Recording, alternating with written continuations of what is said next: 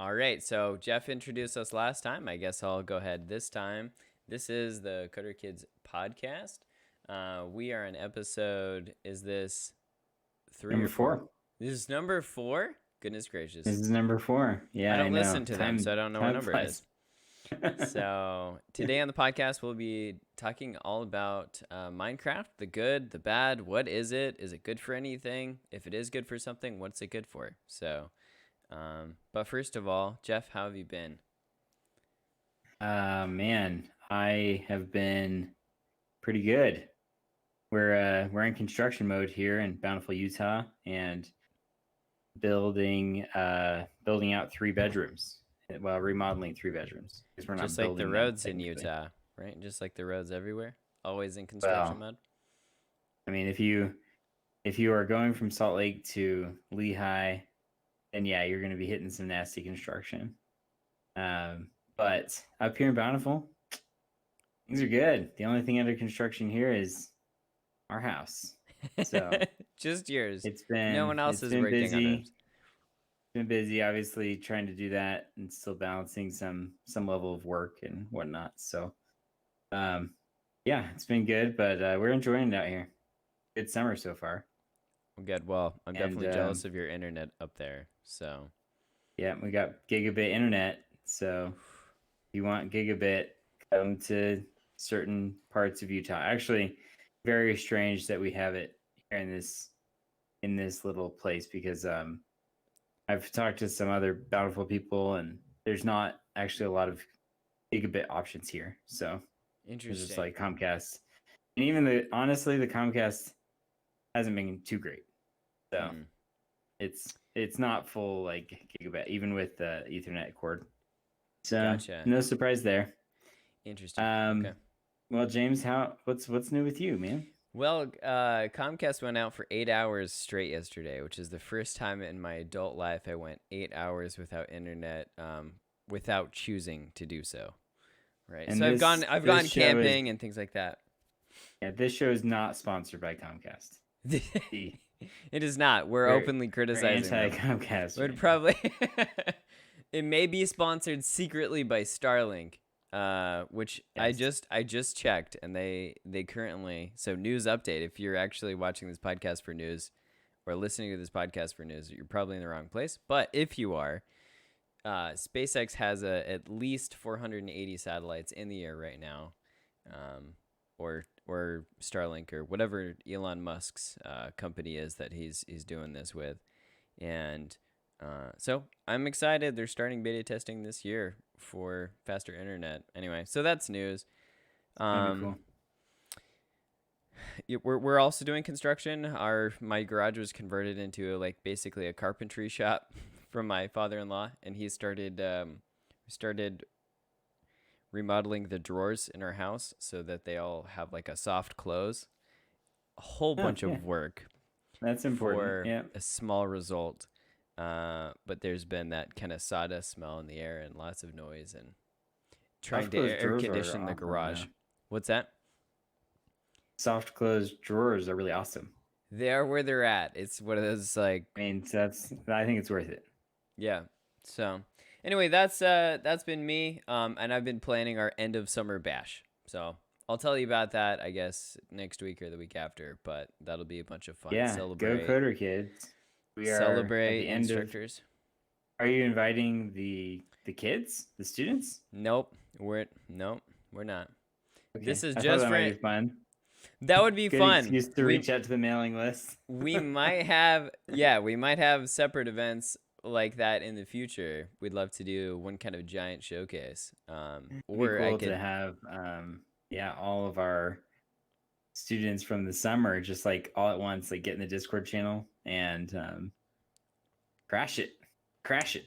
yeah, we need about 10,000 students to crash the server. But yeah, that Yes. would be great. If you do want your project showcased in some way on our social media or anything else, you can always email info@coderkids.com or james@coderkids.com and we can figure that out.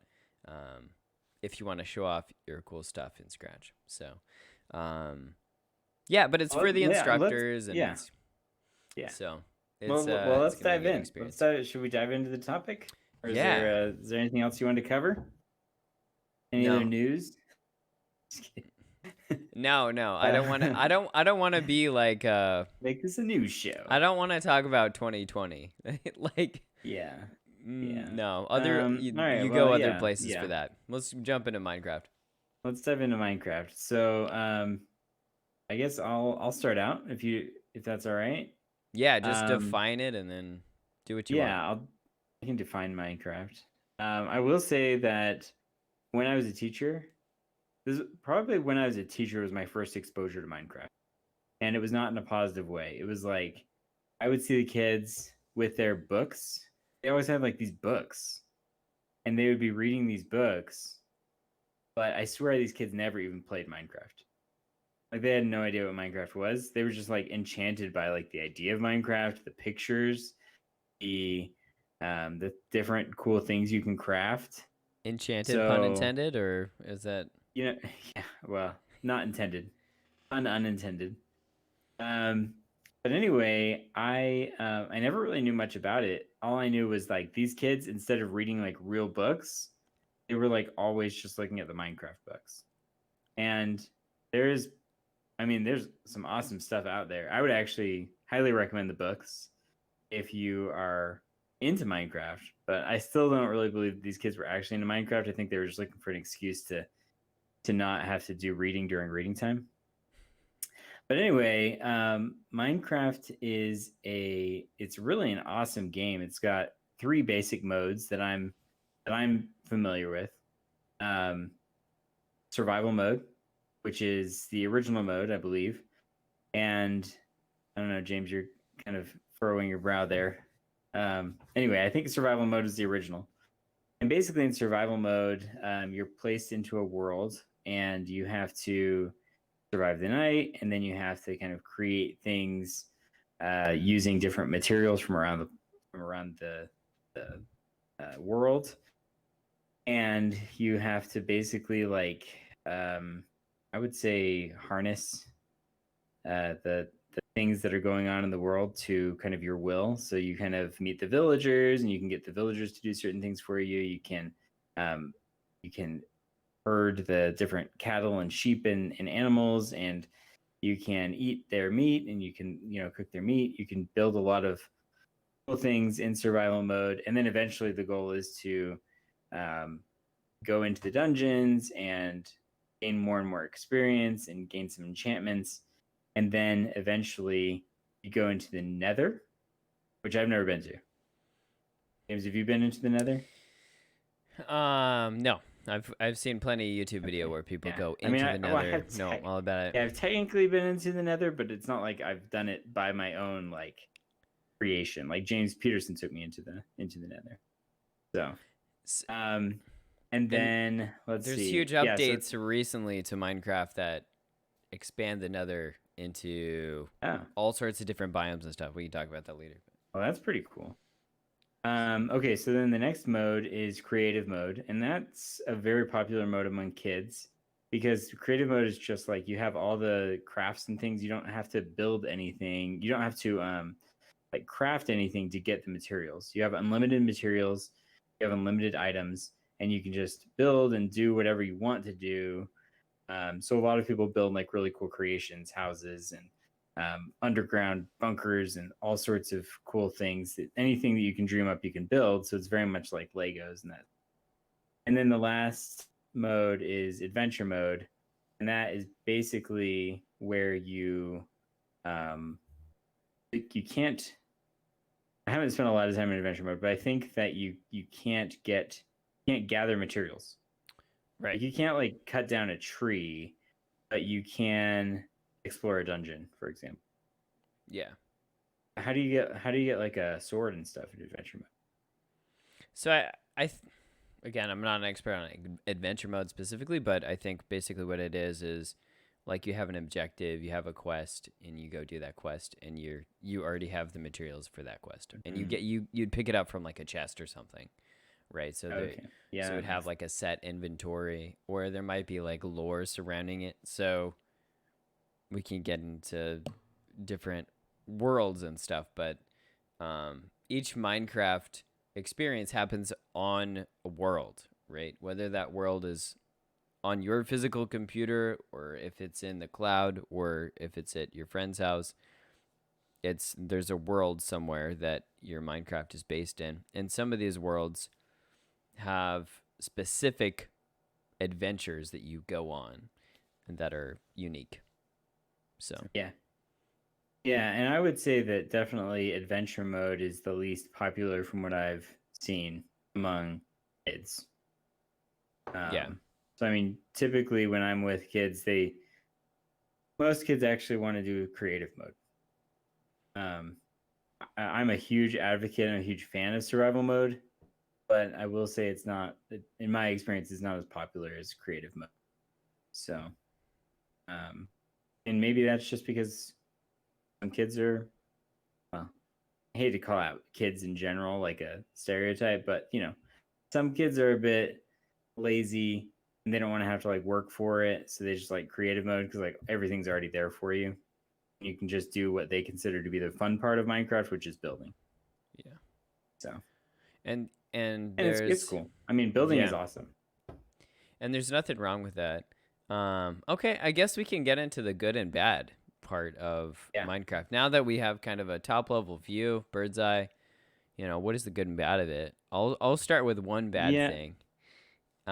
Just because I don't have a lot. I don't have a lot that's bad about Minecraft. One bad thing is that there really are not that many instructions. You start the game, and the first thing you have to do, it's a joke, it's a meme at this point, is punching a tree, because to do anything you have to have wood in the game.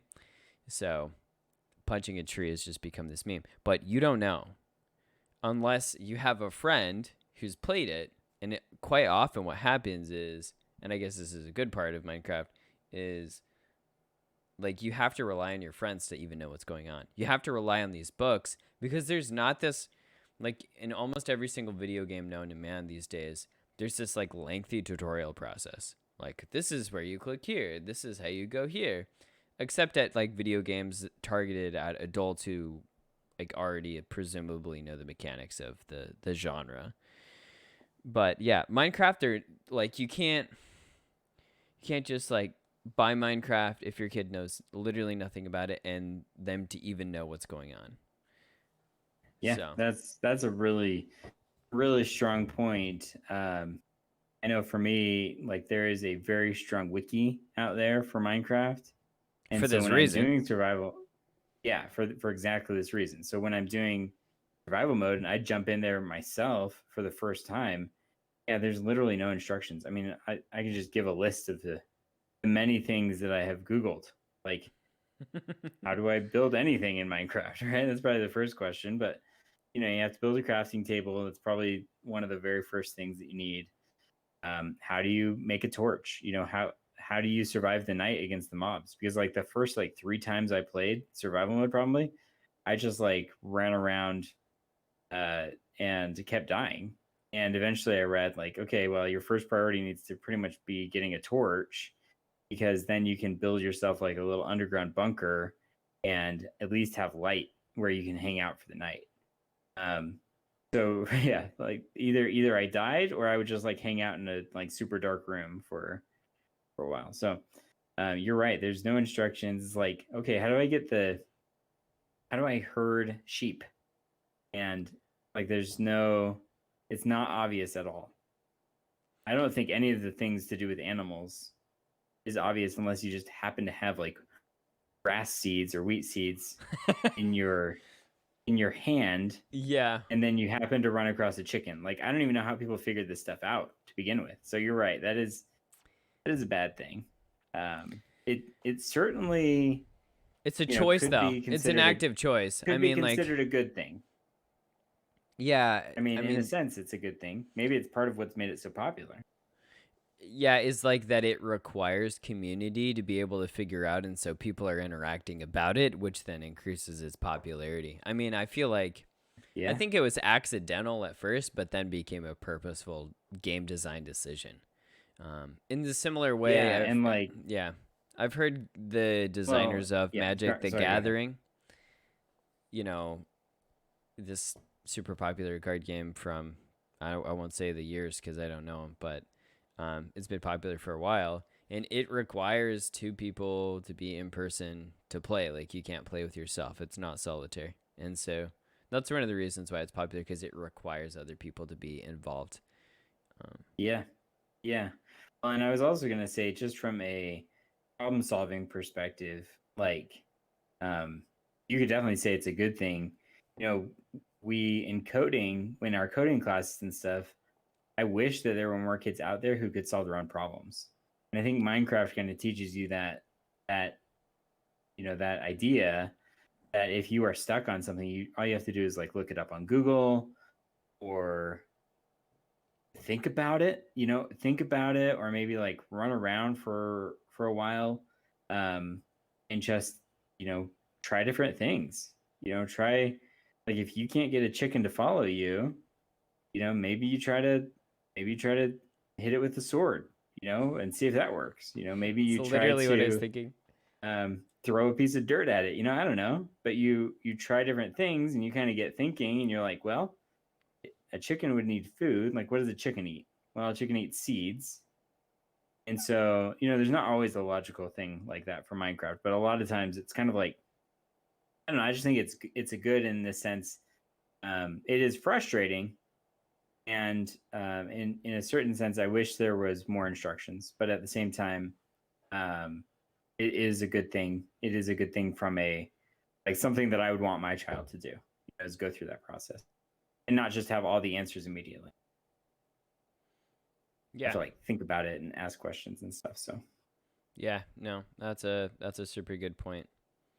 So I can do we dive in have with any another other bad bad point if you things? want. Yeah, Yeah, go for it. I've got another point, and that is,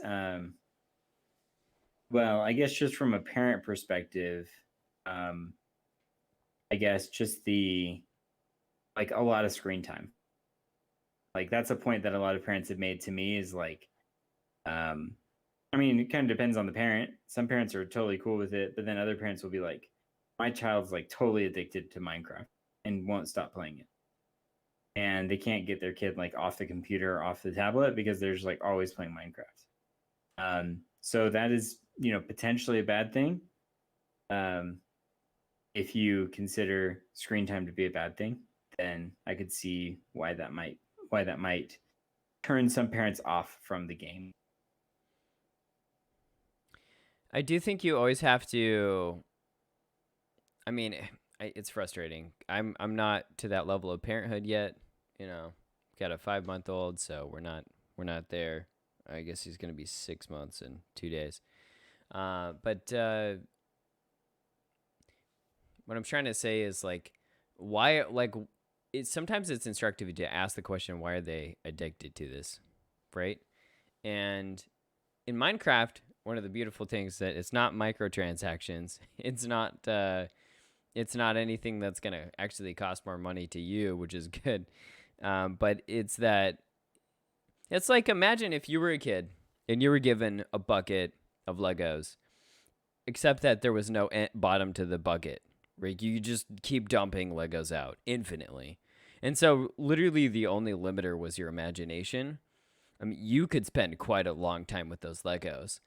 And you would probably not say, Legos are bad. And you might also say Legos may not be the best use of your time if you're doing it 8 hours a day every day.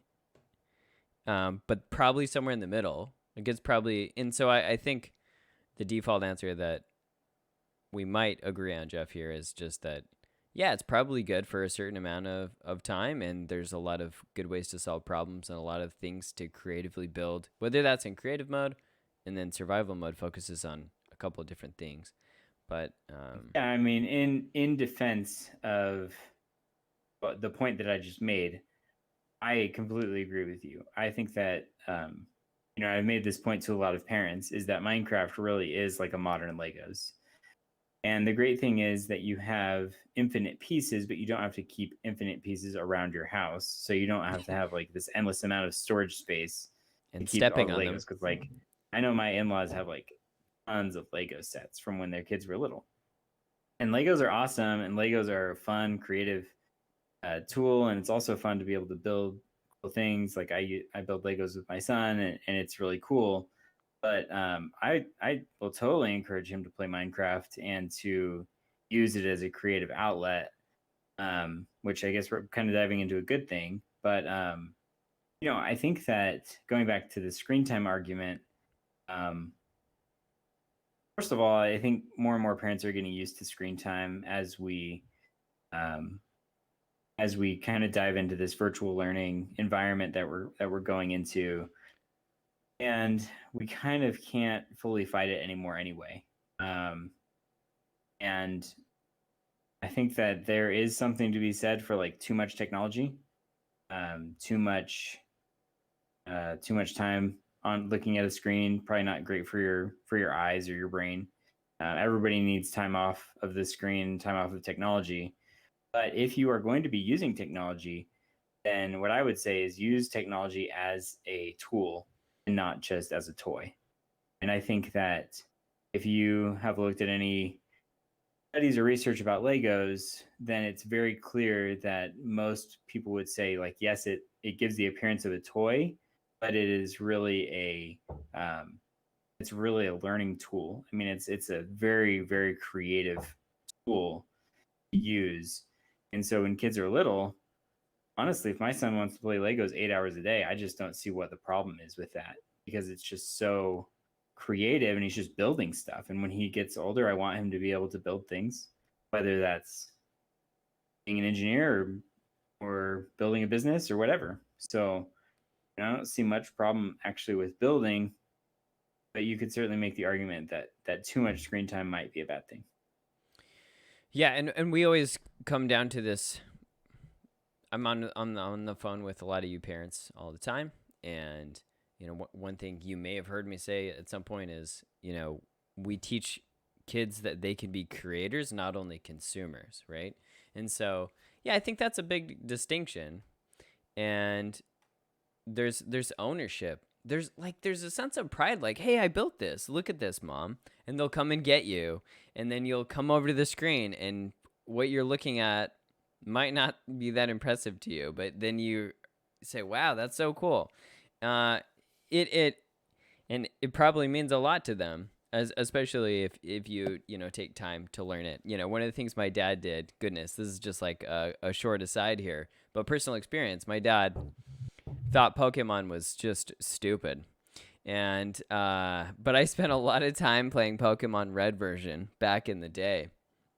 And so, one day he made the decision, I'm going to actually listen to my kid talk about this.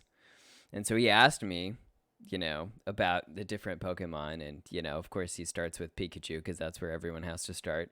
And, slowly, it only took like 2 or 3 days before he was just throwing out random terms in the middle of the day. And I felt so loved and paid attention to as a kid. And he could lead those conversations wherever he wanted to, into me doing chores, into, whatever. But, I actually, developed a stronger bond with my dad, not because he actually cared about Pokemon, because I found out years later, he really didn't, but that he cared about me, and he cared what was interesting to me. So and this could go for anything. Yeah. But it doesn't have to be just for Minecraft. But that was something that really impacted me as a kid that I still remember. Even if something doesn't make sense, a really good point. Have them explain it, right? Minecraft is complicated. Don't pretend to understand everything, but ask your child. Give them the chance to explain, and they'll be really happy and really proud. It'll be a good moment. Yeah. I was just gonna say, whether it's Minecraft or whether it's anything that your child is doing, but I mean, especially with Coder Kids, they're going to be creating things, and I think it's a great opportunity for you to stop and say, what are you up to, and kind of see what they're doing, and let them explain to you what they've built. Another kind of idea that I think is along the good, one of the good things about Minecraft is just the ability to collaborate, and the multiplayer mode.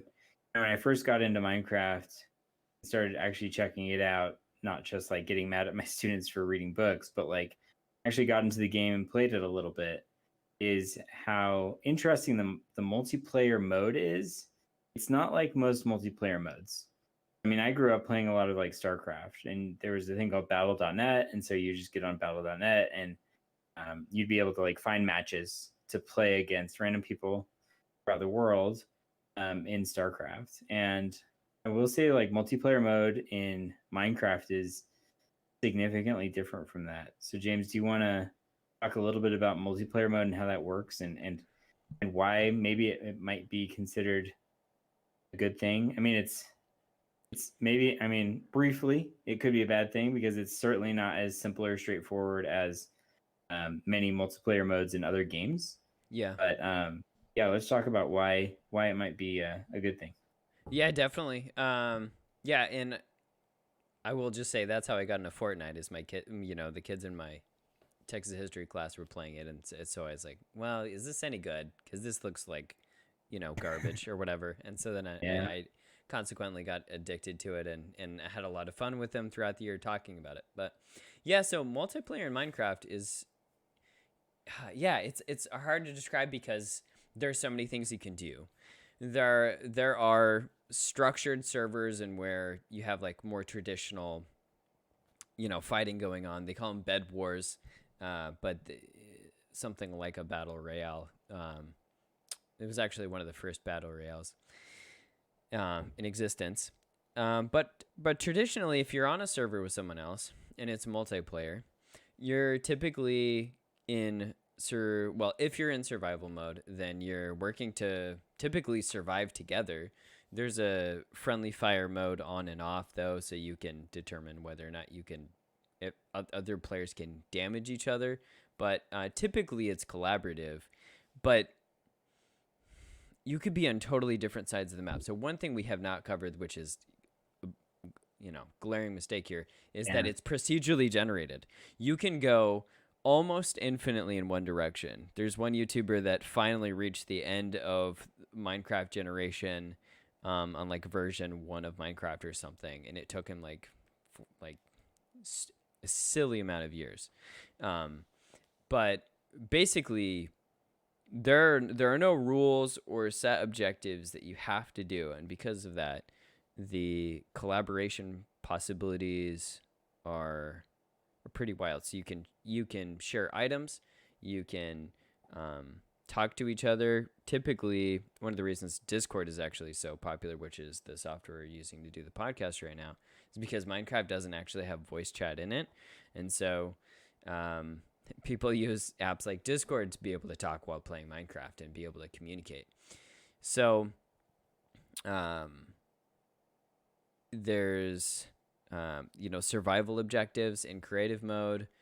I had, just as an example, our instructors got together one Friday night and we all built the coolest structures we could think of. So one built like a yin yang monastery with like fire all around it and really cool lanterns and bamboo forests, and another one we built a University of Houston-esque building that looked really, and it said Goku's on the front of it.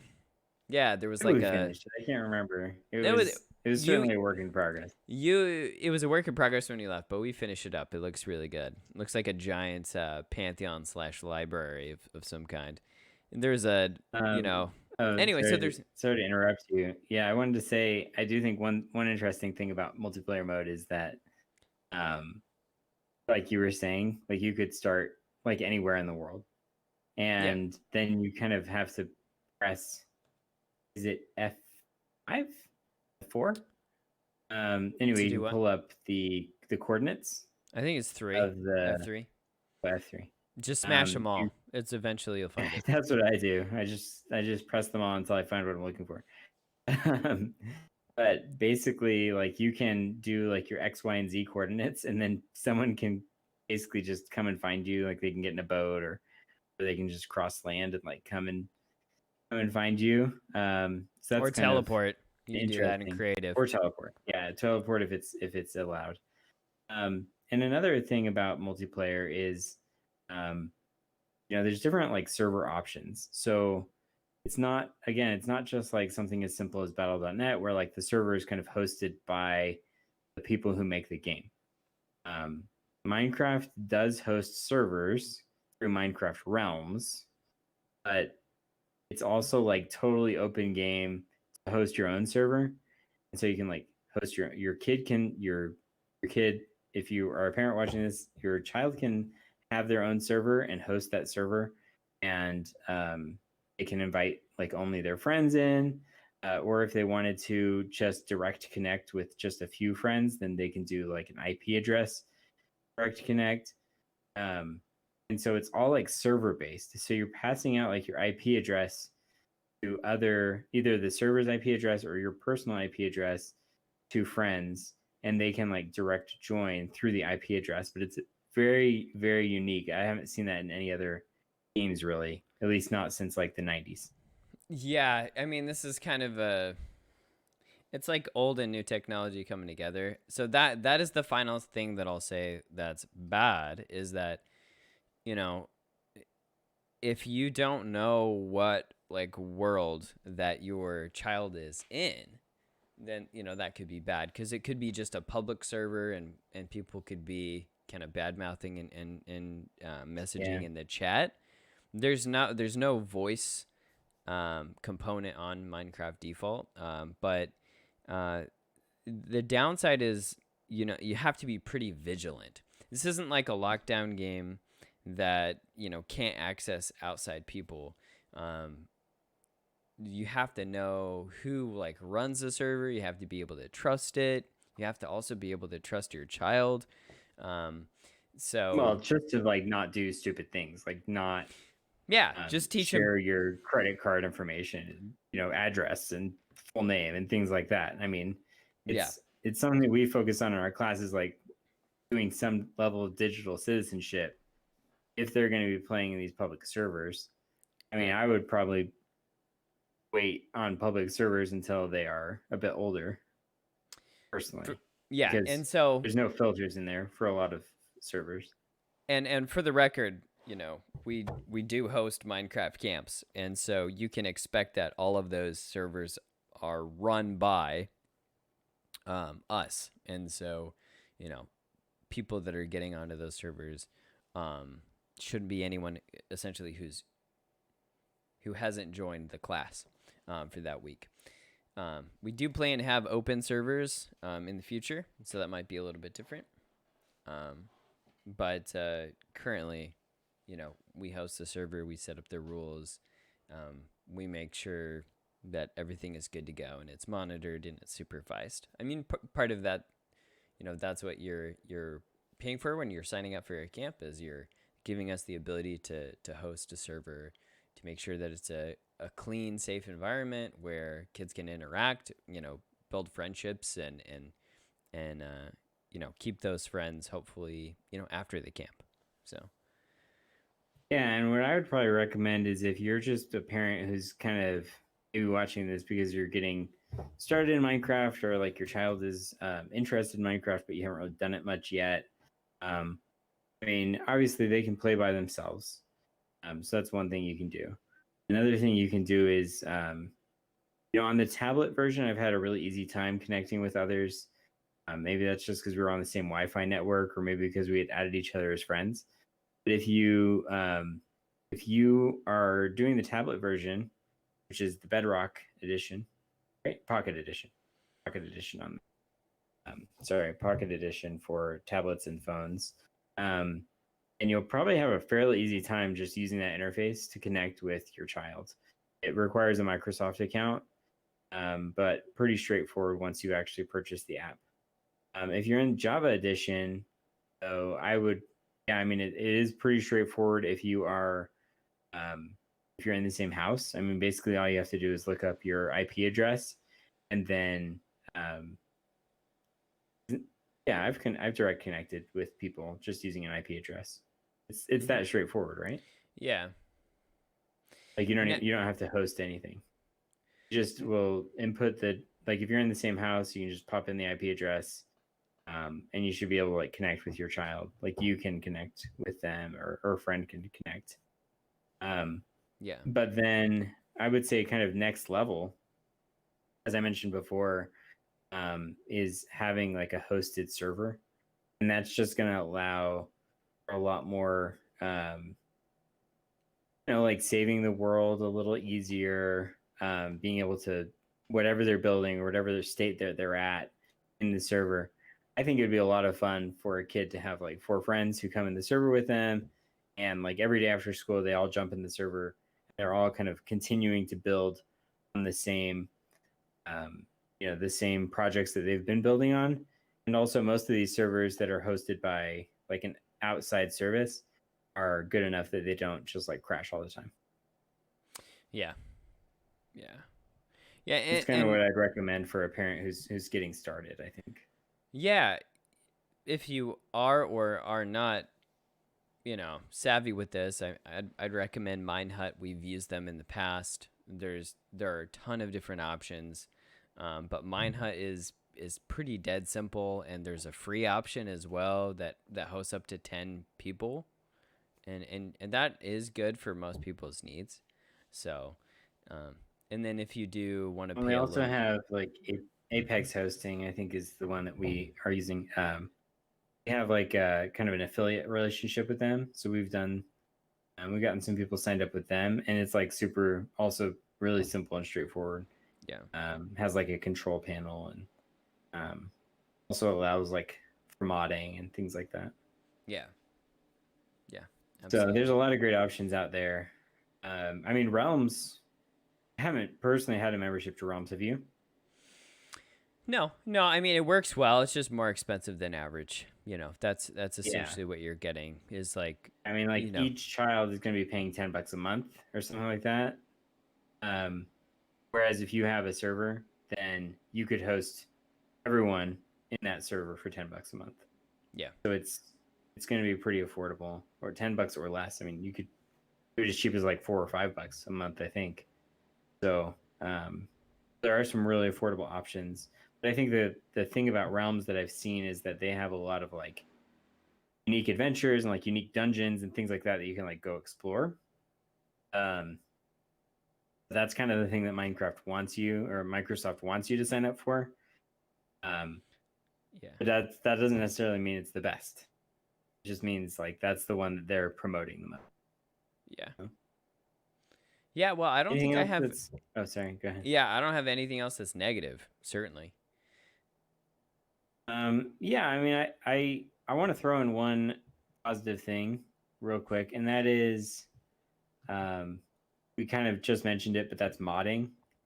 I've always found it really interesting from the beginning, especially from the beginning of Coder Kids, just that Minecraft was built in Java, and they didn't just build it so that it was like all nice and packaged up and ready to go and untouchable. They really built it with this idea in mind that like you could kind of open up the package and be able to look at the code and add in your own little functions and your own little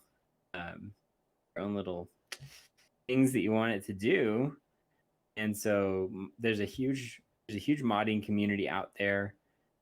So I mean, there's a huge Minecraft community if you want to just play creative and survival modes and stuff. If you want to get into modding, then there's also some really cool stuff that you can do. Does require, generally speaking, a little bit more technical knowledge. Yeah, so it's kind of like the next step. Sorry, it's like the next step for Minecraft players, people who love Minecraft. Maybe you're like, I don't know, 10 or 12, and you're kind of like pretty advanced, and you kind of figured out most of Minecraft. And then you want to kind of dive into coding. Really great activity, James. Yeah, definitely. Yep. Forge is a good way to get started in that. You can just, a lot of what happens when you search YouTube is when you search Minecraft mod, it doesn't tell you how to make them. Like 95% of the content is how to install them. So if you really want to get into that, you have to use words like Forge, which is what a lot of the mods need to be loaded into Minecraft anyway. it's a bit of a complicated process, but if you have the patience, it can result in some pretty cool stuff. It is a bit of a process. I would honestly recommend, like, generally speaking, parents not do it, because it's probably going to be a very frustrating experience for you if you're not like a technical person. If you work in computers or IT or something, then you might fully understand what to do. But I would almost leave that task to my child and be like, hey, if you want to do this modding stuff, then this is a great challenge for you. You should go and like figure it out. And I'll like totally support you in doing it.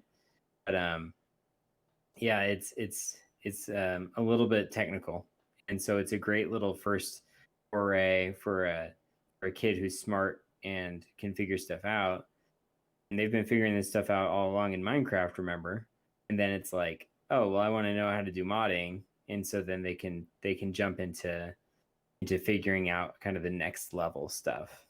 So, cool activity. One thing that's fun that I haven't noticed that has been literally my background photo for a lot of these is this is a screenshot that I took while I was playing Minecraft on my computer. And the water, you'll notice, is a lot different looking than the water typically in Minecraft. So one of the mods that I have installed is called Optifine. And this particular thing is called a shader. And so what it essentially does is it removes the typical light sources from Minecraft and replaces them with essentially more realistic lighting. That water almost looks like you could, legit just jump into it and like swim around in it. The blocks on Minecraft, not necessarily, but there's some things that, because they're just a sheer number of people, that it's actually advancing digital technologies like ray tracing and things like that are kind of bleeding edge right now. And it's interesting to be able to expose, well, just to see the evolution of technologies as it happens. So Minecraft will run on pretty minimal specifications, but also the primary reason that I want to upgrade my computer is actually so I can run these ray tracing shaders. That's like the number one reason I want to buy whatever NVIDIA's got coming out with next month on their 30 line of graphics cards. So I can make Minecraft look really pretty and to build a house in it. There's some architectural mods that provide extremely true to life assets that essentially you can build with that look incredibly realistic. But to do that, you need something like a $2,500 or $3,000 more advanced yeah PC. So computer. Yeah, I was just gonna say, I think we're getting kind of close to wrapping up, but oh, for sure. I think that it's really cool that Minecraft has had the staying power that it has. I was first teaching in 2009, and kids were already into it. I guess it was released in 2009. Is that right? Maybe it was only a few years. Maybe it was a few years later. I can't remember when it really hit its peak, but it has incredible staying power. It has incredible support from Microsoft, which bought them out, which bought Mojang out a number of years ago. And they're going to keep developing it, and it is going to keep its status as one of the most popular video games. And I hope that we've kind of fully explained what makes Minecraft such a special game, and maybe what makes it such an interesting game is that there is so much that you can do. I mean, it's literally an endless game, although you do reach some certain point where you've done most of the projects and you've done most of the things, but there's always more building, there's always more exploring that you can do. And I would also highly recommend that if you're a parent that's considering letting their kid play Minecraft, to really try to make it a collaborative experience for them, and something that they can not only do by themselves, but also do with friends. Because I think, as I mentioned, I think it'd be a lot of fun. Have 4 or 5 friends, and you jump on the Minecraft server every day after school. and kind of build stuff. I think that'd be a really fun experience for the kids. There are certain things to keep in mind. I actually made a blog post recently called "Tips for Playing Minecraft with Friends" and how to like stay friends after doing that. Because there's a lot of bickering and fighting that can go on in Minecraft if you're not careful. Maybe another bad thing, I guess. But I think the good outweighs the bad. Um, as long as you set certain rules and make sure that the kids are working together toward an objective and a goal. So I think it's a overall just have a lot of praise for Minecraft. I think it's a really great game, and a game that that kids will enjoy for a number of years. And I mean, I think it's even fun for adults. So um, there's just a lot of room to play it and grow. Yeah. And really, if you've never actually played Minecraft, maybe just give it a whirl yourself. This video is not, or this podcast isn't necessarily sponsored. Well, it's not sponsored by Minecraft, but we obviously do a lot of these camps. If there's a way to make some kind of money off of it, we're happy to. Yeah, well, and we want to be, of course, and we want to be a safe place that people can experience Minecraft, whether it's the first time or the 100th time, and they can meet new friends and kind of break out of their bubble, while it's still being in a safe environment. So yeah, definitely, yeah, and then maybe we'll discuss other games. We don't know in the future, but Minecraft gets a giant thumbs up for me. It is. You gotta try it out. We're definitely big fans because of I think we were initially drawn to it because of the fact that you can do coding along with the game. Yeah. And then over time, I've kind of realized that it's a great game for coding, but it's also just a great game in general. So yeah, check it out. Let us know your feedback and thoughts in the comments. And we're here to answer questions and hope that you'll check out our classes at coderkids.com. Got some great fall classes coming up. All right. Sounds good. All right. That's a wrap on episode 4. Have a good one, y'all. Bye. Thanks.